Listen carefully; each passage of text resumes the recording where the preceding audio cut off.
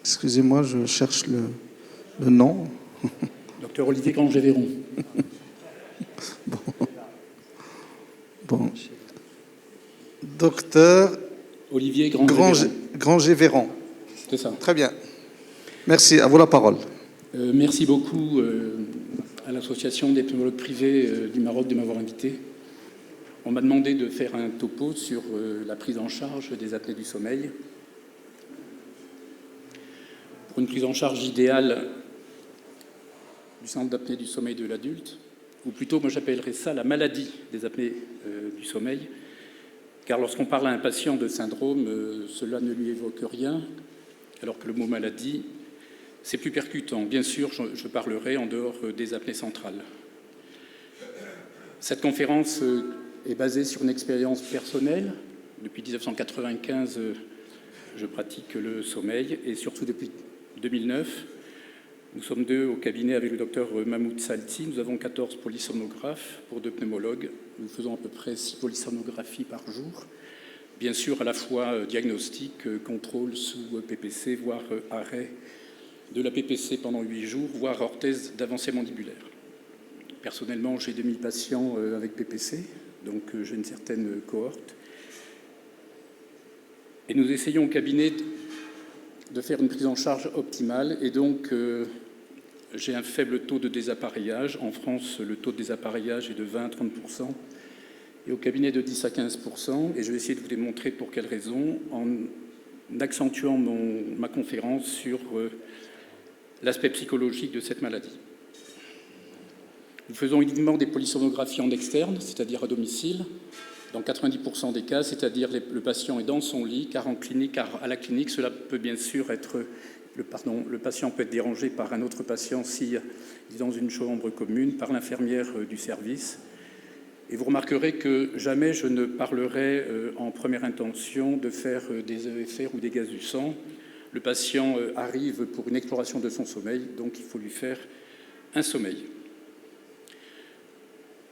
Je n'aborderai pas les questions de définition, d'épidémiologie, pour aller directement à la prise en charge. Vous savez tous que les apnées du sommeil, la définition, c'est plus de 5 apnées par heure, minime entre 5 et 14, modérée entre 15 et 29, et sévère au-dessus de 30. Et depuis juillet 2017, les textes ont défini que la prise en charge de la PPC était pour un IH à 15, alors qu'avant, c'était 30 en polygraphie ventilatoire ou en polysomnographie plus de 5, avec 10 micro-éveils respiratoires. Il faut savoir que ce qui est très intéressant dans cette pathologie, c'est une prise en charge pluridisciplinaire, à la fois par les pneumologues, les cardiologues, les endocrinologues, surtout diabétologues, les ORL, les neurologues notamment dans les migraines, le syndrome des jambes sans repos, l'ophtalmologue dans le glaucome, le psychiatre, et de plus en plus dans une prise en charge d'accompagnement, la kinésithérapie oromaxillofaciale. Le succès du traitement par PPC, puisque c'est là l'écueil, réside dans l'échange, l'écoute, le dialogue, donc la communication avec le patient. J'aime bien cette plaque, les 5 P. Le prescripteur, c'est le pneumologue, le patient, le prestataire, la PPC, la psychologie. Il faut qu'il y ait une prise en charge harmonieuse de ces 5 paramètres. Tout d'abord, il y a une prise en charge, le patient va téléphoner au secrétariat, prise de rendez-vous du patient près du secrétariat qui va informer des conditions de l'enregistrement du sommeil. Il faut bien sûr que le patient vienne accompagné parce qu'il ne peut pas repartir chez lui avec les électrodes sur la tête et on met un filet pour le tenir, donc il ne peut pas conduire. Il faut qu'il ait une tenue vestimentaire adaptée.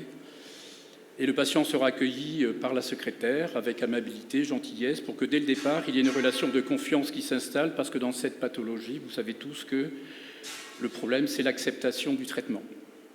Nous avons la chance au cabinet d'avoir 2 infirmières qui vont prendre en charge les patients. C'est elles qui lisent le sommeil puisqu'elles sont techniciennes du sommeil.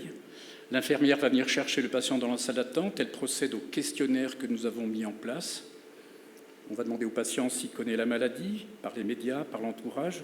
en sachant que de plus en plus c'est une pathologie qui est d'actualité, d'accord ? On va lui faire un interrogatoire sur la symptomatologie nocturne, la symptomatologie diurne, les facteurs de risque, l'obésité, les facteurs d'inflammation qui peuvent bien sûr aggraver ou faire le lit au niveau oropharyngé de l'apnée du sommeil, le tabac, l'alcool, le café, les sensations de brûlure gastrique, s'il prend un médicament myorelaxant, puisqu'on sait que ces médicaments favorisent les apnées du sommeil, les anxiolytiques, les antidépresseurs, les somnifères.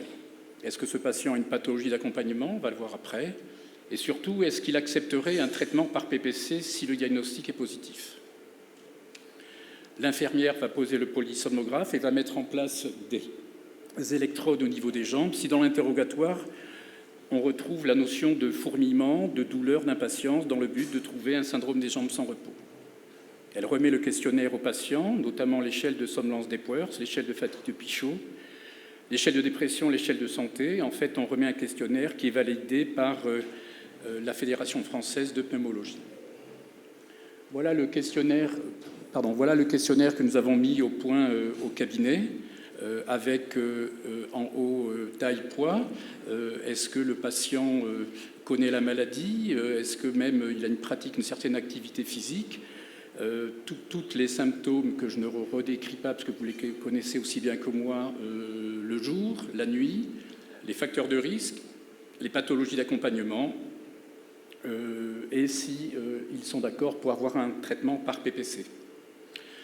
Voilà le questionnaire qui a été fait par la Fédération française de pneumologie, que moi j'utilise depuis 2009, et qui est un questionnaire très intéressant, notamment pour le suivi de la prise en charge des patients, où on va, sur le même document, l'échelle de somnolence d'Epworth, Pichot, échelle de dépression, état de santé.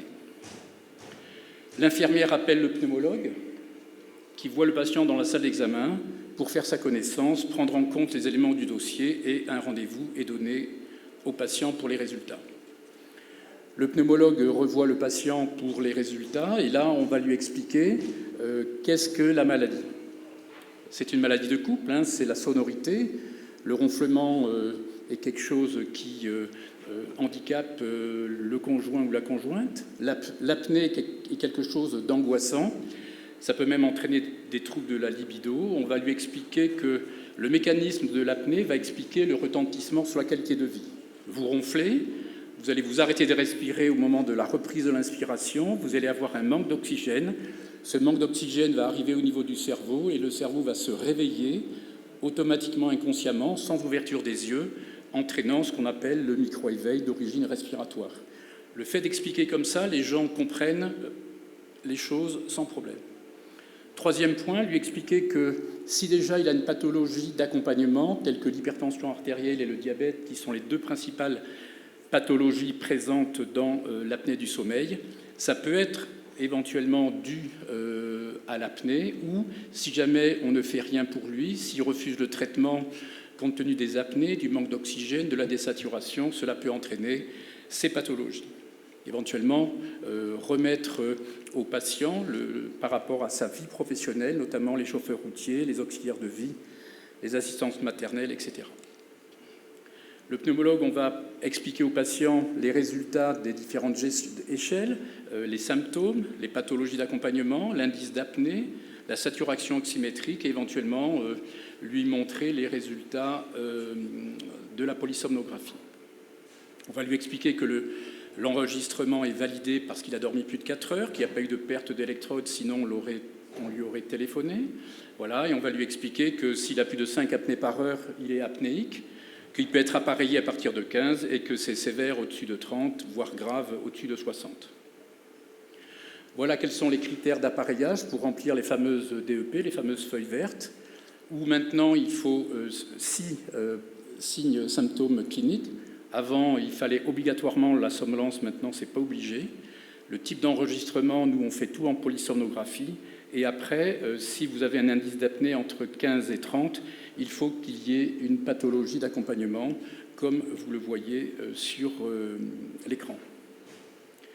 Le pneumologue va expliquer le fonctionnement de la PPC en disant que c'est un compresseur qui prend l'air de la pièce. C'est comme de la naturopathie, avec comme conséquence l'arrêt des ronflements, l'arrêt des apnées, une meilleure oxygénation cérébrale, une disparition des réveils cérébraux et une rapide amélioration clinique. Le pneumologue, alors ça, moi j'ai l'habitude de travailler comme ça, c'est-à-dire que le jour de la consultation, j'ai un prestataire XYZ dans une pièce attenante et j'amène le patient au prestataire pour qu'il n'y ait pas de rupture dans la prise en charge du patient, en sachant toujours que j'insiste énormément sur cette prise en charge psychologique. Le patient a besoin d'être rassuré. Dans un premier temps, lui dire que ça sera une prise en charge par la CEPM et par la mutuelle. Il faut donc toujours rassurer le patient. Cette pathologie est arrivée en France des États-Unis. C'est le professeur Guilleminault qui l'a découvert il y a environ 30 ans. La CEPM ayant décidé de donner cette prescription à des prestataires d'assistance respiratoire à domicile qui, au départ, livrent l'oxygénothérapie aux patients qui en ont besoin. Et comme les apnées entraînent des coupures d'oxygène, ces sociétés ont pris en charge le syndrome d'apnée du sommeil. Ce sont des sociétés qui sont agréées par la CPM et leur dire que c'est comme si c'était votre pharmacien, simplement celui-ci n'est pas habilité. Le pneumologue va présenter le dossier au patient, le pneumologue présente le dossier du patient au prestataire. Pourquoi est-ce que la polysomnographie a été réalisée? Donc ça va faire un historique de la maladie, les résultats des différentes échelles, les pathologies d'accompagnement et l'indice d'apnée. Et si éventuellement il y a une désaturation oxymétrique, cela aboutira à la réalisation d'une oxymétrie nocturne sous PPC au bout de 10 à 15 jours. Toujours la même chose, le prestataire, là, le pneumologue s'en va, le prestataire prend les coordonnées administratives du patient, va lui montrer assez rapidement la PPC, le masque, en sachant que le patient n'est jamais appareillé au cabinet, c'est toujours au domicile. Le prestataire va donner le carnet d'observance à mener à chaque visite, c'est ce qu'on appelle l'éducation thérapeutique, et plus nos patients vont être éduqués à ramener ce carnet, plus c'est une fidélisation du patient à la PPC. Et il faut arrêter de dire que maintenant il y a le télésuivi et que le docteur Granger-Véron, il a tout sur l'ordinateur, alors que sur le carnet, il y a des choses que l'on ne trouve pas forcément dans le télésuivi, le changement de pression, le changement de PPC, l'humidificateur, le circuit chauffant, le changement de masque, etc. Le prestataire raccompagne le patient à l'accueil et le pneumologue demande si tout est OK. Ainsi, sur le carnet d'observance, toujours la même chose, l'éducation thérapeutique, et on prend le rendez-vous prochainement en fonction des cas cliniques, faciles, difficiles. Voilà. Donc, lorsque le pneumologue reçoit le patient pour les résultats, donc je sais les premiers résultats. Premier cas facile, c'est l'apnéique standard. L'IH est supérieur à 30, le patient est somnolent, il est obèse, il est hypertendu. C'est ce qu'on appelle le bel apnéique, si vous voulez. Les résultats un petit peu plus difficiles, ça va être les jeunes de 20 à 40 ans. La PPC, c'est le fameux tue-l'amour. Le patient arrive dans le bureau de consultation et tout de suite va exprimer la notion d'un mauvais sommeil lors de la polysomnographie. C'est-à-dire qu'il va remettre en question la fiabilité du matériel, la fiabilité du tracé. Très souvent, en plus, ils vont minimiser... très souvent, il s'agit d'un déni des apnées du sommeil. Il ne veut pas la PPC et même il va minimiser les scores d'Epworth, de Pichot et de dépression. Les patients de plus de 70 ans, c'est pas évident à plus de 70 ans de porter un masque. Donc parfois, ils sont sceptiques, ils sont réticents, ils sont craintifs. Mais souvent, ils acceptent par la PPC si on a des explications percutantes. Les patients adressés par d'autres spécialistes, notamment les ophtalmos dans le bilan d'un glaucome, l'hypertension artérielle réfractaire, dans la FA difficilement équilibrée. Et malheureusement, je n'ai pas de correspondant endocrino pour le moment. Peut-être que les diabétologues n'ont pas encore compris SAOS et diabète.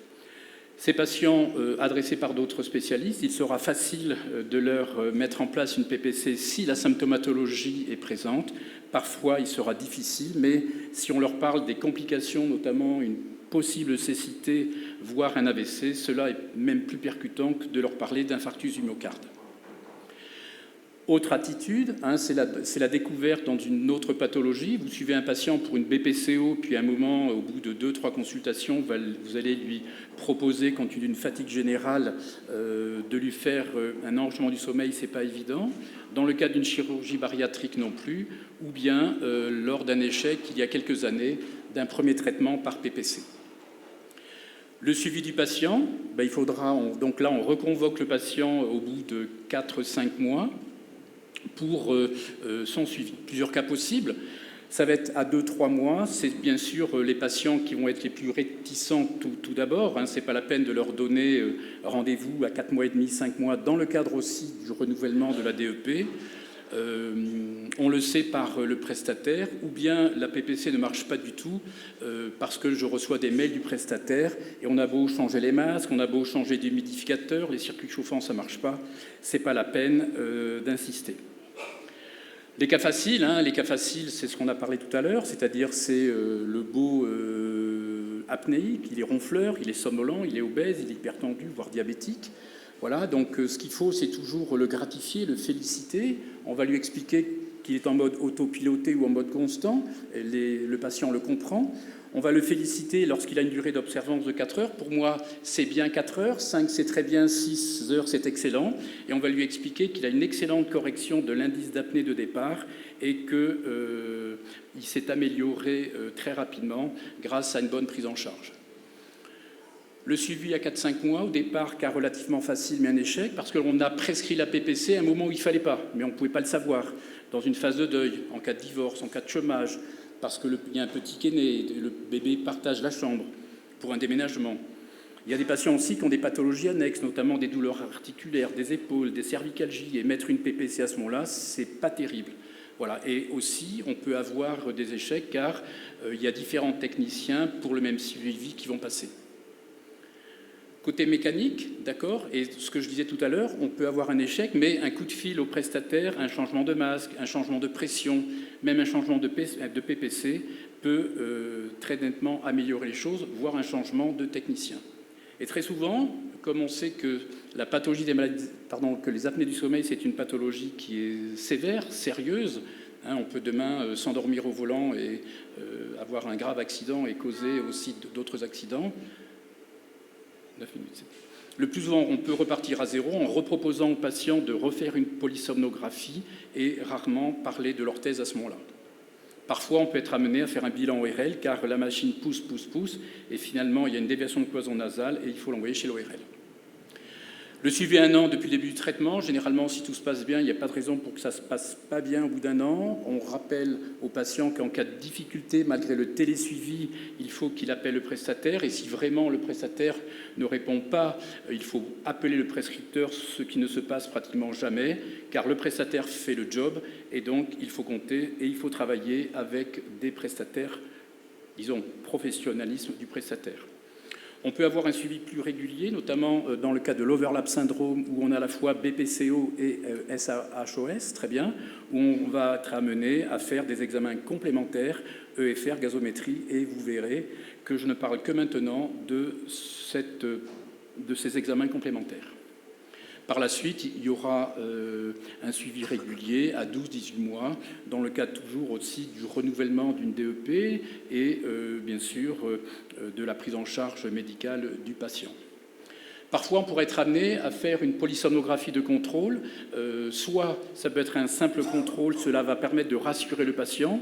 Le relevé par le technicien est un simple contrôle technique et il faut expliquer au patient qu'ici, on va lui faire une révision générale afin de savoir, au-delà de l'indice d'apnée, savoir si les paramètres de la ventilation et du sommeil sont OK. Et il faut savoir que très souvent, la nécessité d'une polysomnographie de contrôle avec PPC, compte tenu de la persistance d'une fatigue ou d'une somnolence, c'est souvent un patient qui est dépressif.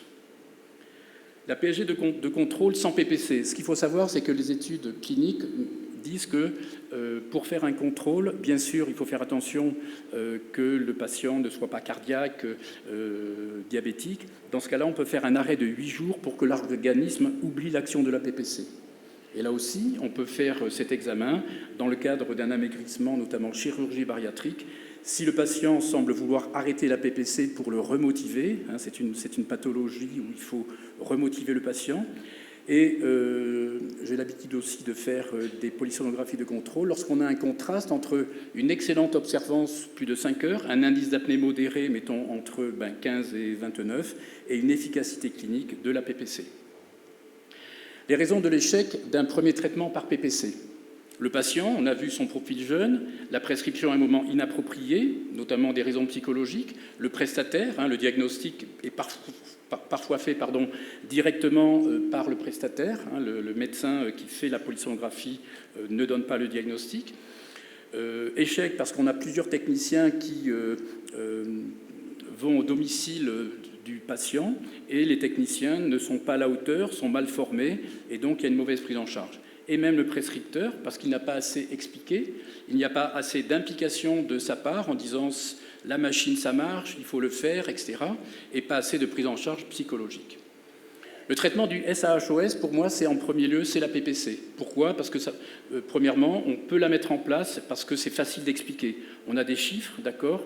Il suffit de dire aux gens, aux patients, l'indice d'apnée, la durée des apnées, l'oxymétrie et les conséquences médicales. On a vu tout ça tout à l'heure.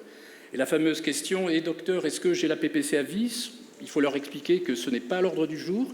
Il n'y a que cela pour le moment comme traitement et rarement, je parle de l'orthèse d'avancée mandibulaire qui, quand même, aujourd'hui, n'a pas fait la preuve par rapport à l'efficacité de la PPC. Dans un second temps, dans une autre consultation, on pourra leur parler bien sûr des mesures hygiéno-diététiques, mais on ne peut pas tout faire la première fois parce qu'il faut bien sûr accepter la PPC, et donc ce que j'appelle les fondamentaux, c'est-à-dire la nutrition. Ce qu'il faut savoir, c'est qu'il faut faire un régime diététique. Si on a une baisse de 10% du poids, dans ce cas-là, on peut avoir une baisse de 30% de l'indice d'apnée. Il faut que le patient ait une activité physique. D'accord ? Il faut qu'il y ait une bonne hygiène de sommeil, dormir à heure fixe, éviter le monde connecté, alimentation et sommeil, important, éviter tabac, alcool. La prise en charge du syndrome d'apnée-sommeil, je dirais qu'il y a les pseudo-spécialistes du sommeil, les marchands de sommeil. Le plus souvent, malheureusement, il y a trop de réalisations de polygraphie de ventilation avec un indice d'apnée de 30 et il n'y a pas de prise en charge derrière. Et il y a toujours ce 30 qui a toujours fixé l'esprit. Non, il faut explorer, il faut appareiller, puisqu'on le peut, entre 15 et 30. Très souvent, ce sont des EORL, ce sont des cardiologues et de plus en plus maintenant des médecins généralistes, voire quelques pneumologues qui n'ont pas été bien formés. Les véritables spécialistes, ils font de la PSEG, voire bien sûr de la polygraphie de ventilation. Ce sont les pneumologues, les somnologues. Ils ont une formation solide et nous, les pneumologues, on a une vision physiopathologique avec un accompagnement par des EFR, des gaz du sang, notamment dans la BPCO et l'obésité. La chirurgie bariatrique, je peux passer. Le bilan allergologique, très souvent, on peut avoir des gens qui ont des rhinites chroniques, donc il faut faire un bilan allergologique, tout de suite leur prescrire un corticoïde local. Bilan ORL, si PPC peu ou pas efficace, avoir un avis ORL. Voilà. La conclusion, c'est une prise en charge pluridisciplinaire. Il faut qu'il y ait une collaboration étroite entre pneumologue et prestataire. Le pneumologue, il faut qu'il soit exigeant. Il faut qu'il y ait une prise en charge psychologique fondamentale. Et le prestataire, il faut qu'il y ait un professionnalisme, il faut qu'il y ait une connaissance du syndrome d'apnée-sommeil. L'éducation thérapeutique est fondamentale et tout ça permet une bonne observance et un succès thérapeutique. Et en conclusion, the last one, et en conclusion, en médecine, rien ne vaut l'écoute, l'échange, la communication, le dialogue, donc la clinique. Merci beaucoup. Merci, M. Véran, pour cette présentation très claire. S'il y a des questions. Oui.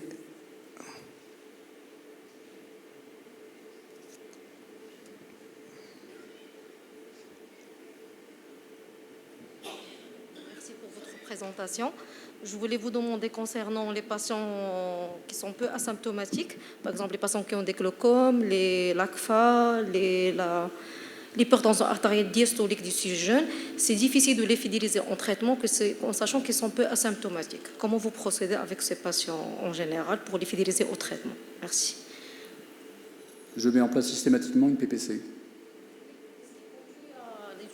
En sachant qu'ils sont peu asymptomatiques, donc ils ne ressentent pas le bénéfice. Ce type de patient est le plus difficile à prendre en charge parce qu'ils sont peu symptomatiques. Oui. Mais lorsqu'on leur dit qu'ils peuvent perdre la vue, qu'ils peuvent faire un AVC, ça marche. Et combien de patients j'ai en disant moi, docteur, maintenant, j'ai l'angoisse. Je leur mets un peu l'angoisse. J'ai l'angoisse que si jamais j'arrête la machine, ce que vous m'avez dit, ça va se produire. Voilà.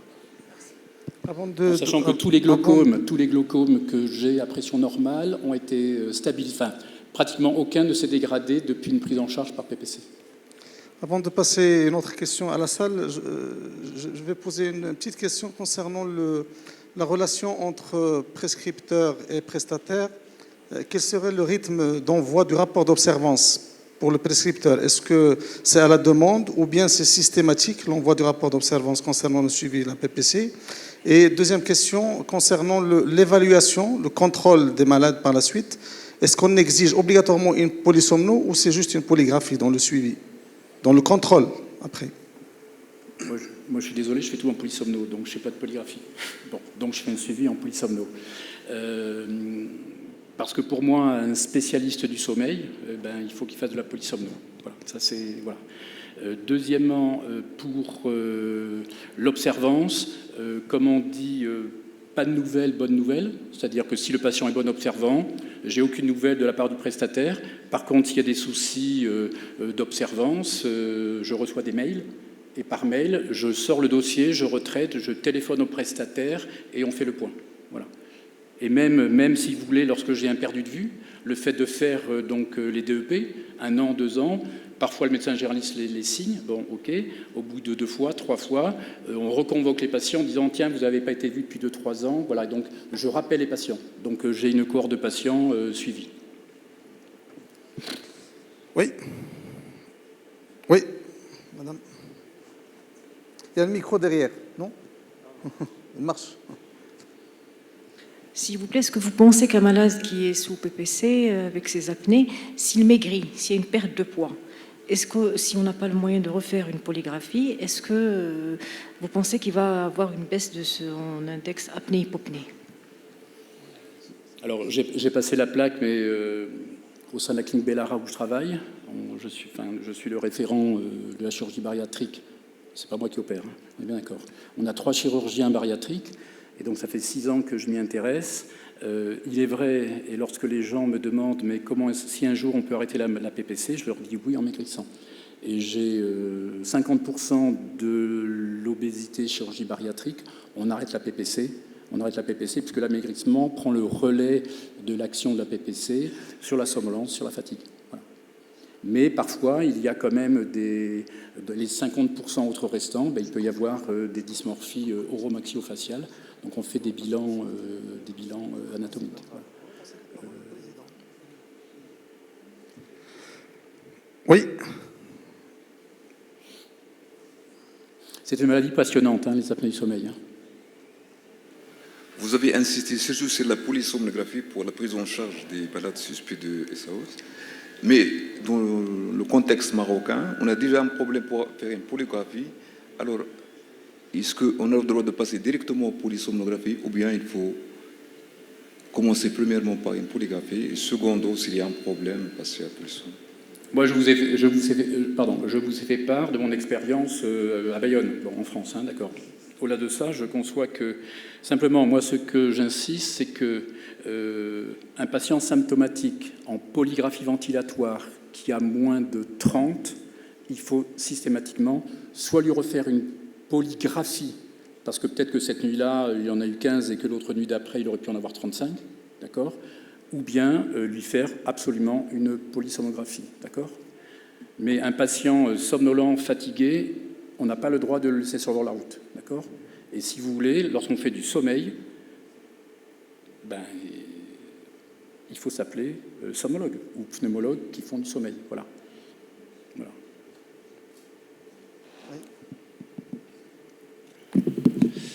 S'il vous plaît, pour les hypertendus, finalement, qui est une hypertension un peu sévère, bien sûr, il faut demander systématiquement une polysomnographie.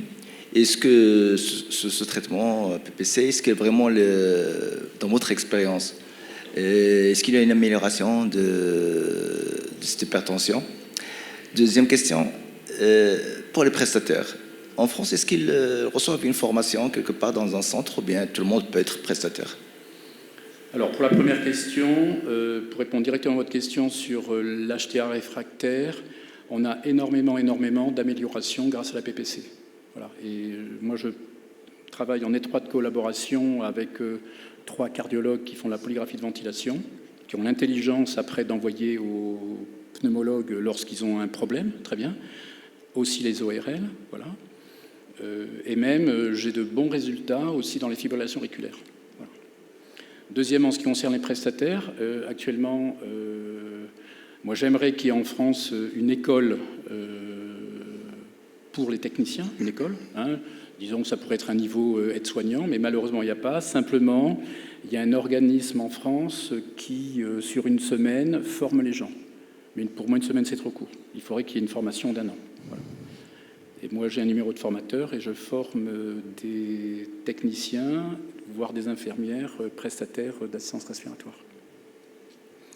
Avant de terminer, j'ai un petit commentaire concernant la polygraphie et polysomnographie. Je pense qu'il y a des algorithmes et des recommandations qui disent clair quand est-ce qu'on fait la polygraphie et la polysomnographie.